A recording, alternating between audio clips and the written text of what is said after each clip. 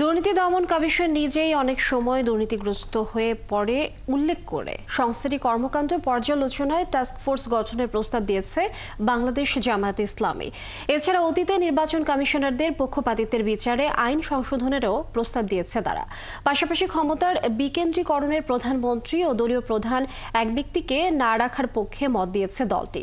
জাতীয় ঐকমত্য কমিশনে দ্বিতীয় দিনের বৈঠকে এসব কথা বলেন দলটির নেতারা। ফরহাদ ইবনে মালিকের প্রতিবেদন। 5টি সংস্কার কমিশনের দেয়া সংস্কার প্রস্তাবে মতামত জানাতে দ্বিতীয় দিনের মতো ঐকমত্য কমিশনের সাথে জামায়াত ইসলামীর এই বৈঠক শেষে দলের নেতারা বলেন, জাতীয় ও স্থানীয় সরকার দুই নির্বাচনই তত্ত্বাবধায়ক সরকারের অধীনে চায় জামায়াত। যেহেতু কিছু রিফর্ম আমরা চাচ্ছি, সেজন্য আমরা মিনিমাম সময়টা যেটা হয় রিফর্ম করার জন্য অতটুকুই আমরা এলাও করব এবং এরপরেই যত শীঘ্র সম্ভব নির্বাচন দিতে হবে। কেয়ারটেকার সরকারের অধীনে both national election and local government election হতে হবে। ঐকমত্য কমিশনের অধীনে একটু জাতীয় সনদ ও জুলাই সনদ নিয়ে জনগণের সমর্থনের লক্ষ্যে গণভোট চায় দলটি।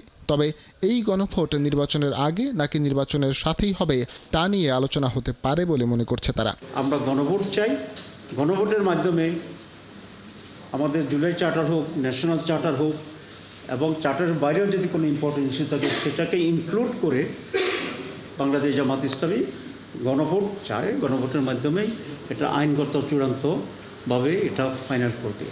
অতীতে দুদকের কর্মকর্তারা নিজেরাই দুর্নীতিতে জড়িয়েছেন এমন নজিরের কথা উল্লেখ করে এই সংস্থার কর্মকাণ্ড পর্যালোচনায় একটি টাস্ক ফোর্স গঠনের প্রস্তাবও দিয়েছে দলটি। এটা সকল মানুষের কাছে অনেকটাই এইভাবে চিহ্নিত যে সেখানেই অনেক বেশি করাপশন। আমরা সেজন্য একটি দুর্নীতি দমন কমিশন এবং তার আওতাধীন একটা ওয়াচ ডগের মতো কাজ করবে একটা কাউন্সিল করার জন্য আমরা প্রস্তাব দিয়েছি। সেখানে একটা টাস্কফোর্স থাকবে। এছাড়া ক্ষমতার বিকেন্দ্রীকরণে আলাদা ব্যক্তির ওপর দলীয় প্রধান ও প্রধানমন্ত্রীর দায়িত্ব ন্যস্ত করার বিপক্ষে দলটি। এক ব্যক্তি সর্বোচ্চ 10 বছর বা 2 বারের বেশি যেন প্রধানমন্ত্রী না হন সেই প্রস্তাবও দিয়েছে জামায়াত ইসলামী।